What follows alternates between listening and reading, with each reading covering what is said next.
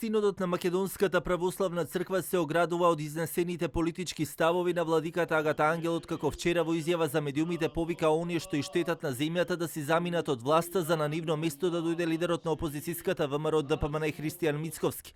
Телевизија 24 побара став од портпаролот на Синодот на МПЦ, отец Тимотеј, кој кратко одговори: "Јас не сум личен портпарол на Агата Ангел. Јас сум портпарол на Синодот на МПЦ и се оградуваме од таквите изнесени лични изјави. Тоа се негови лични ставови. Немам што повеќе да додадам."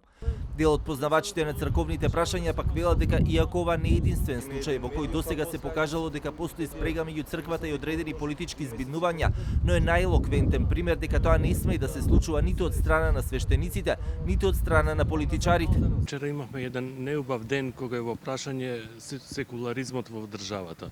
За тоа се погрижија како владиката Агата Ангел, така и министер за локална самоуправа Горан Милевски. Повардарскиот митрополит направи еден директен упад во секуларноста на државата, посебно со својата изјава дека ВМРО ДПМН е најстара и најсвета македонска партија, дека незиниот лидер Христијан Мицковски е наш председател. Тоа е едно типично ставање на еден верски достоинственик на страна на една политичка опција и негово декларирање дека е активен поддржувач на таа политичка партија. Тоа е недозволиво за еден верски достоинственик кој во своето срце и својата душа треба да ја има грижа за сите своји верници, кои што знаеме, нели, како граѓани припадат на различни политички опции. На оваков начин владиката Агата Ангел прави уште подлабока поделба од веќе постоечката поделба која постои во македонското општество. И мислам дека ваквите изјави, ваквите настапи се навистина непримерни и не треба да се повторуваат во иднина.